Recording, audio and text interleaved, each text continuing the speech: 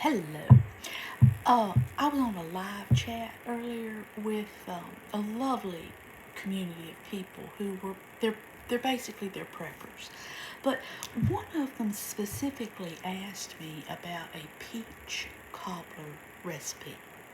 Now I don't have all the stuff to make a peach cobbler right now, and quite honestly, if I made it, I'd want to eat it, and I can't do that because Granny's trying to, you know, be good about not eating sugar.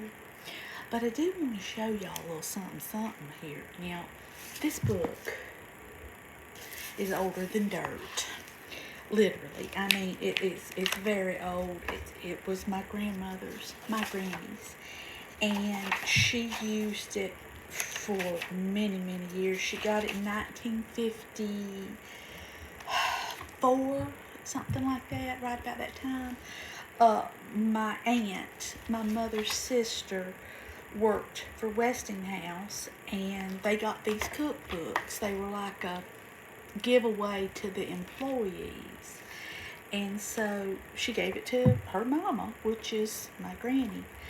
And so my grandmother used this cookbook for a lot of little things, specialty things like a fruit cake or something like that, Now, just your regular everyday meals, Granny did not use recipes.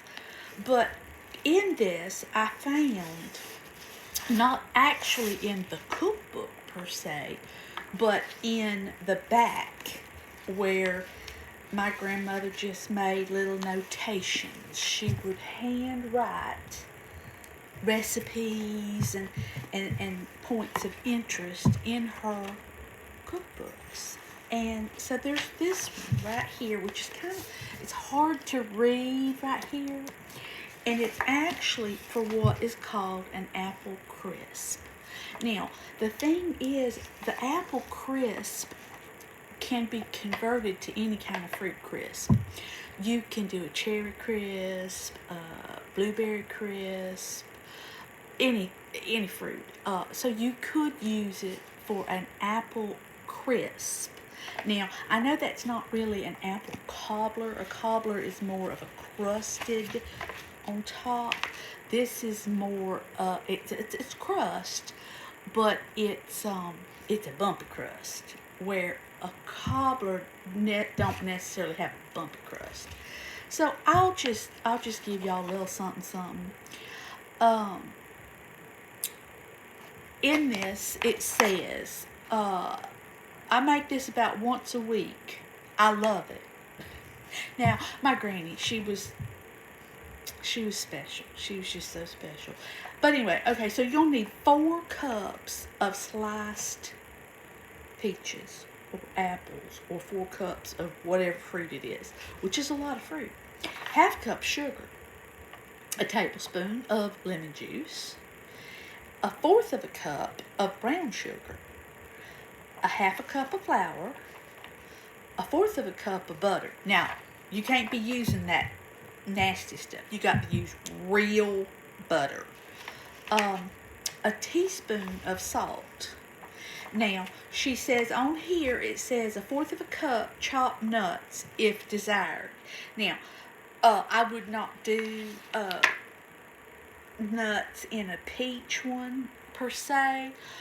In an apple one, I would. Now, the go-to nut for my granny would have been a pecan, something like that. I know in a lot, it's a regional thing. If you happen to have walnuts, you use walnuts. So it's a regional thing as to what kind of nut you use in any of your recipes. It says spread apple slices in the pan or in a baking dish. Now, for me personally, I'd use one of them Pyrex, about at least that deep, and put it all in there. Anyway, you spread the slices or the fruit in the pan. Now, don't forget to spray the pan or grease the pan, because if you don't, you can have a mess trying to get that stuff cleaned out. Sprinkle with sugar and lemon juice.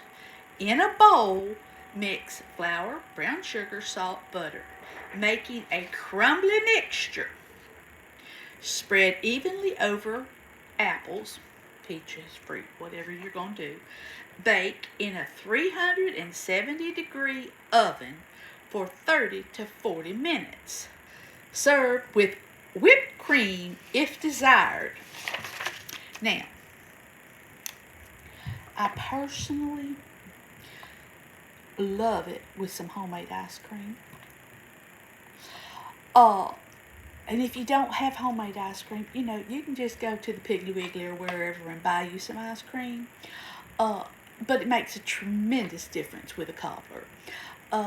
So I hope that is helpful. And, I do have a whole bunch of recipes. I don't cook as much as I used to because I don't eat it. And so rather than tempting myself, like I probably could have stabbed somebody for a chocolate cake with chocolate icing and a glass of milk today. But we don't have that in our house because I got willpower, but they just, some things that just, whoo, they get the green. Pecan pie, so I just don't have them in my house. Please, if you do have anything to say, please say it. And like, subscribe, share. I hope this was somewhat helpful. I know it's not exactly a cobbler, but it's pretty tasty. So give it a whirl. I will talk to y'all later. Bye-bye.